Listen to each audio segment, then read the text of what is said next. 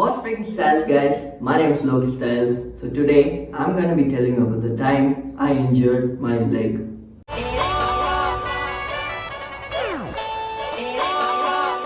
March 24th, 2024.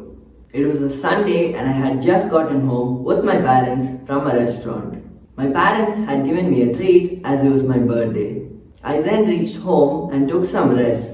When I got up from my nap that evening, I wanted to go for a walk. As I was getting down the stairs, I slipped on one of the stairs, fell onto the pavement and fractured my right leg. Let's rewind a bit though. Why did I slip?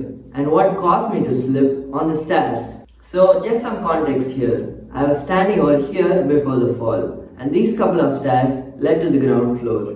The answer to why did I slip is, for some damn reason that day, I decided to run really fast down the stairs.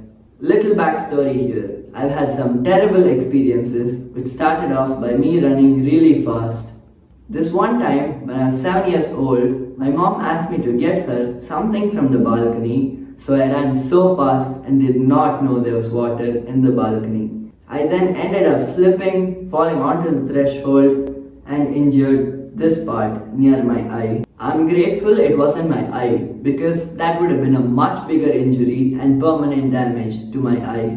Back to me slipping. As to what caused me to slip, running down the stairs was my fault. I will accept that. But some idiot decided to pour water on those stairs that particular day. To the person who poured water on those stairs, I'm coming after you. So I fell and fractured my right leg. The pain wasn't unbearable, but it did hurt a lot.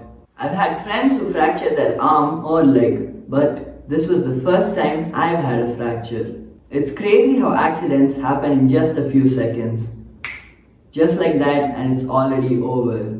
The regret will be there when you go, oh man, I wish I could turn back time. But you have to accept your actions or your emotional pain will take over, and that's not good. So I had accepted that I made some wrong choices. That is, running down the stairs. The next problem was, how will I get back home? My leg was sore and I was worried that I couldn't walk back home. I thought I needed someone to carry me back home. Thankfully, the elevator was nearby and my adrenaline helped. So I went to my house. My parents then took me to the hospital. They have wheelchairs ready if you require one, and man, these wheelchairs grab people's attention onto you. The nurse was taking me on the wheelchair to the orthopedic doctor, and there were like 5 to 10 patients on my left side who were just waiting. As I passed by them, all of their eyes were on me. I just put my head down and tried not to laugh because I knew exactly what they were thinking. I wonder what dumb choices that kid made to end up in a wheelchair. I met the doctor and he told me it was a minor ligament fracture and that I needed 2 weeks of rest. The nurse then put a cast on my leg and I went back home. So I was told not to walk a lot around the house, but I needed to move, like to use the bathroom and stuff. The doctor told me to get crutches, but they were a bit expensive. So I needed some other thing which could transport me. Behold, my chair. Yup, this is what helped me move around the house. I don't know how I would have survived without the help of this thing.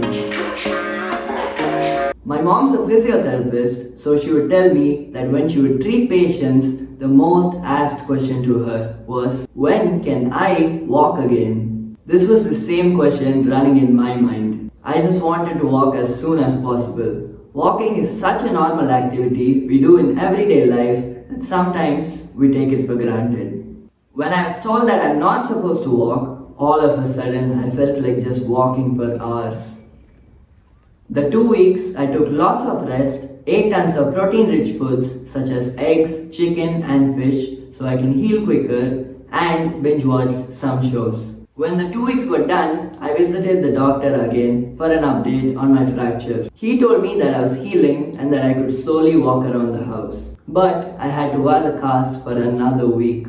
Walking around the house with the cast on was awkward because the hard part of the cast near the heel is bulged. So it's basically like wearing a single high heel the opposite way. The 3rd week had passed and I went back to the doctor to get my cast removed. The relief I felt after the cast was off of my leg is indescribable. Being able to walk outside and feeling the cold breeze after almost a month was such an amazing feeling. I'm really grateful that my injury was a minor fracture. When I was at the hospital, I saw people with much bigger casts than what I had. So if you are ever going through something, just remember that there are a lot of people going through the same situation as you, and sometimes even worse than your situation. So the moral of this story is, I guess don't do dumb things like me, such as running down the stairs, and do not pour water on stairs. Also, think twice before you make a decision. And as always, stay stylish. Bye.